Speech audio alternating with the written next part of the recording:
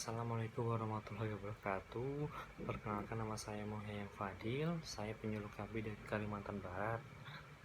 Nah, pada kesempatan kali ini saya akan sedikit menjelaskan terkait advokasi bangga kencana. Nah, apa sih advokasi itu?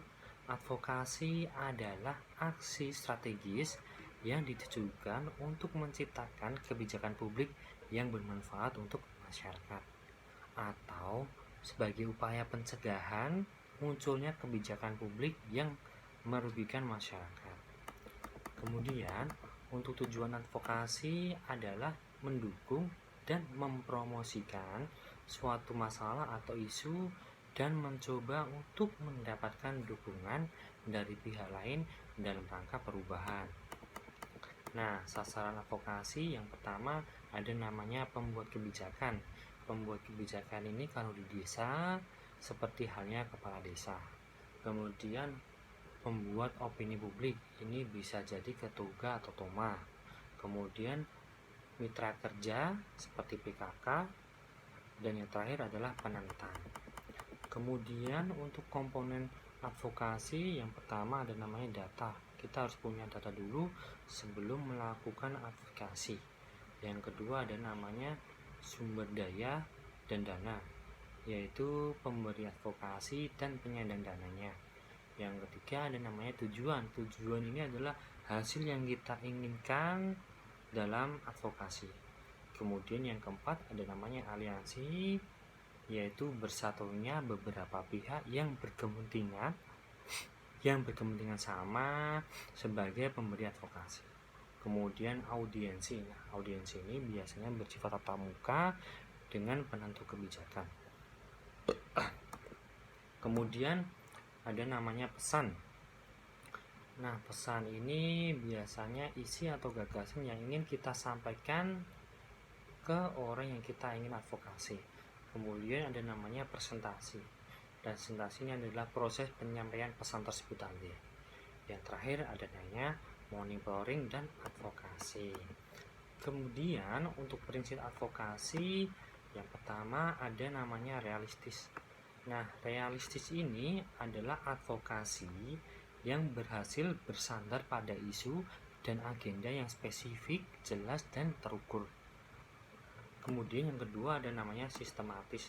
Sistematis ini adalah advokasi adalah seni tetapi bukan lukisan abstrak, sehingga diperlukan perencanaan yang akurat, yaitu yang akurat. Kemudian taktis. Nah, untuk taktis ini adalah advokasi tidak mungkin dilakukan secara sendiri, sehingga harus membangun koalisi, aliansi, mitra kerja atau pihak lain. Gitu, intinya kerjasama. Kemudian strategis. Nah, advokasi ini harus sangat strategis. Advokasi melibatkan penggunaan kekuasaan dengan berbagai tipenya. Kemudian berani. Berani ini adalah advokasi yang menyentuh perubahan dan rekayasa sosial secara bertahap. Jangan tergesa-gesa, tidak perlu untuk menakut-nakuti pihak lawan, tapi kita juga nggak perlu takut juga gitu. Kemudian ada namanya jenis-jenis advokasi. Yang pertama advokasi diri. Nah, advokasi diri ini dilakukan pada skala lokal dan bahkan sangat pribadi. Misalkan saya pelajar tiba-tiba kena skors sama pihak sekolah. Nah, tanpa adanya kejelasan, saya akan melakukan advokasi dan mencari kejelasan atau klarifikasi kepada pihak sekolah. Seperti itu. Kemudian ada namanya advokasi kasus. Nah, advokasi kasus ini dilakukan sebagai proses pendampingan terhadap orang atau kelompok yang belum memiliki kemampuan membela diri atau kelompoknya. Yang terakhir ada namanya advokasi kelas. Kalau untuk advokasi kelas ini yaitu sebuah proses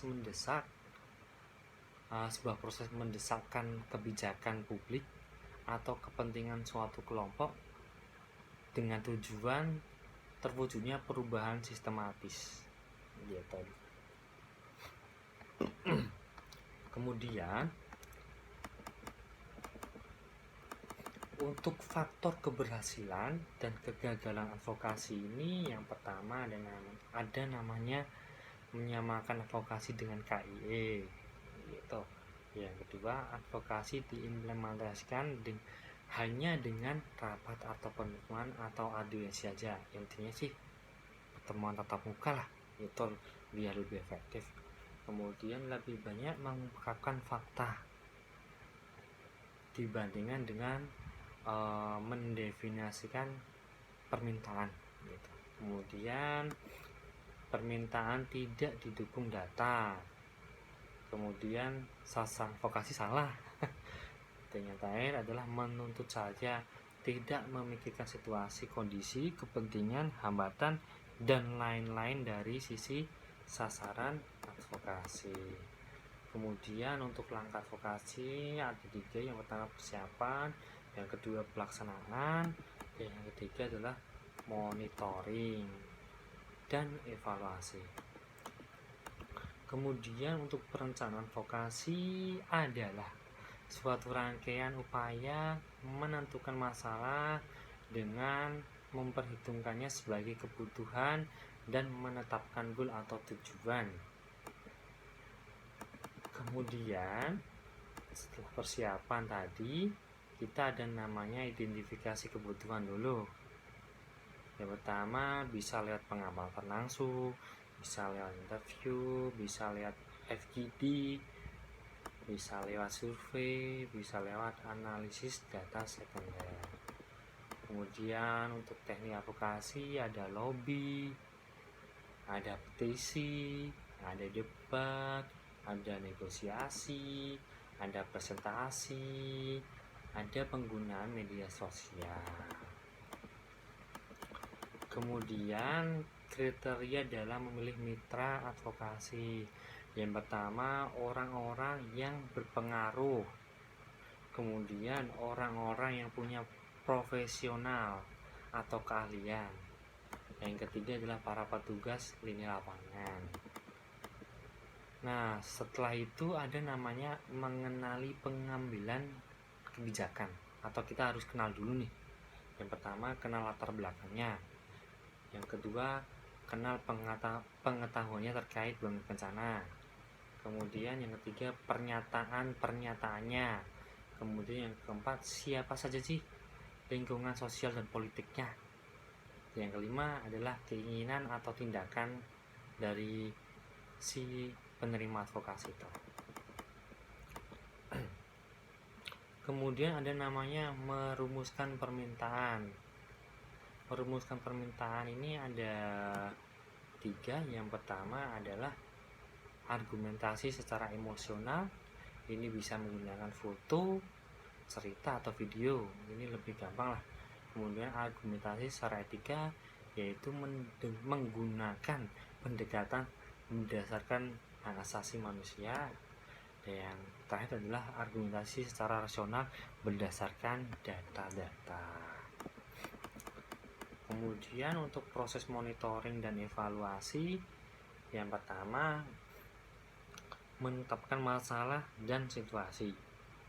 Yang kedua, menganalisis penyebab dan faktor yang mempengaruhi. Dan yang ketiga adalah merumuskan dan merevisi upaya solusi. Baik, mungkin cukup dari saya sedikit terkait pengetahuan advokasi Bangka Kencana. Terima kasih atas atensinya. Wabillahi taufiq wal hidayah. Wassalamualaikum warahmatullahi wabarakatuh.